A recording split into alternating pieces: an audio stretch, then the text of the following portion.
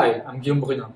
And I'm Gian-Marco. Would like to present to you the talk that I was supposed to give at the APS March meeting. So this talk is about Phonon-limited carrier mobility in semiconductors. And we would like to show the importance of the dynamical quadrupole.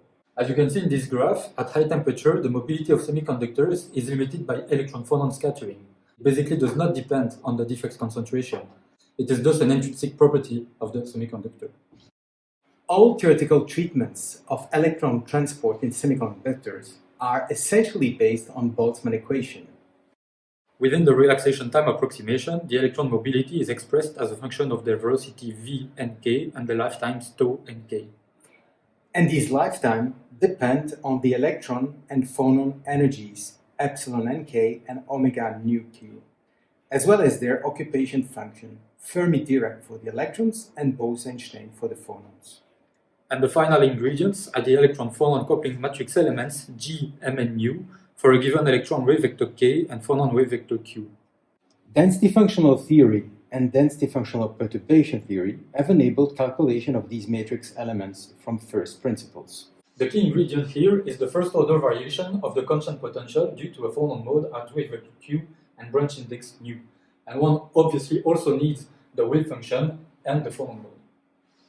Following the approach of Verdi and Justino, the scattering potential can be separated into short-range and long-range contributions. The latter is assumed to include all multipole effects. The short-range part is smooth in Q-space. It can thus be calculated on a coarse grid within the FPT and then Fourier interpolated on a fine mesh. Various codes have been developed in order to do so. The EPW code is based on wave functions. The perturbo code added the possibility to use atomic orbitals, and more recently, we developed a plane wave-based interpolation within ABinit. If we now turn to the long-range part, it requires a special treatment. Indeed, in polar semiconductors, it is dominated by the dipole-Fröhlich interaction, which presents a divergence. The interpolation based on a simple Fourier interpolation is just problematic. This method has become the state-of-the-art approach for calculations based on DFPT. However, when we developed our interpolation scheme, we were puzzled by the very slow convergence of the electron mobility with respect to the size of the coarse mesh used for the DFPT calculations. Indeed, look at these plots. Along the x-axis, you have the density of Q points used in the grid for the DFPT calculation. And along the y-axis, you get the mobility that has been computed by interpolating on a grid which is twice as dense as the Capon grid for the wave function. One cannot really say that these are converged mobilities. Our analysis showed that the scattering potential was missing something. This can be revealed by looking at the average potential over the unit cell for selected atomic perturbations as illustrated in these two plots. In silicon, the Born effective charges are zero, and the imaginary part of the potential, represented by a dashed blue line in the plot, does not diverge for Q tending to zero. In contrast, in gallium arsenide, this imaginary part does diverge, but is well captured by the Fröhlich-like model, which is represented here by a dashed red line.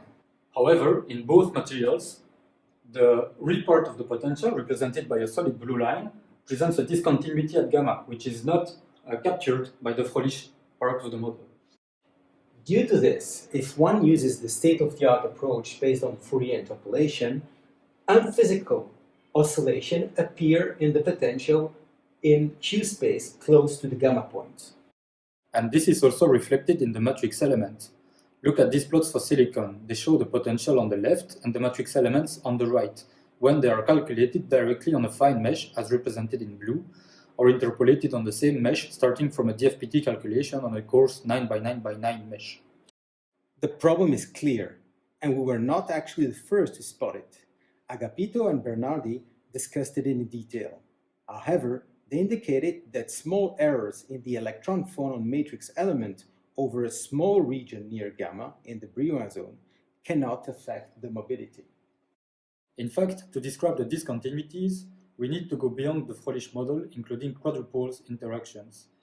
Indeed, following the work of Vogel, the long-range part of the potential can be separated into the dipole contribution, as modeled by the Fröhlich term highlighted in red, and quadrupole contributions highlighted in green.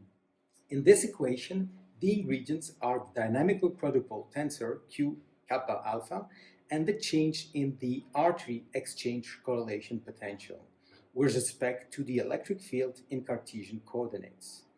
These can be computed from DFPT.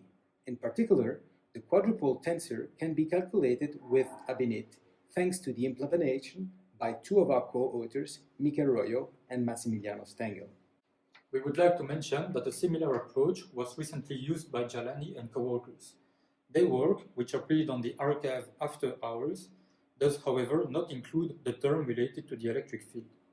Once the quadrupole contributions are included, the discrepancies with respect to density functional perturbation calculation on fine grades disappear. Looking again at the average potential over the unit cell for selected atomic perturbations, we can see that the discontinuity at gamma in the real part of the potential, which is represented by a solid blue line in the plot, is now captured by the quadrupole term, represented by a solid green line in the plots.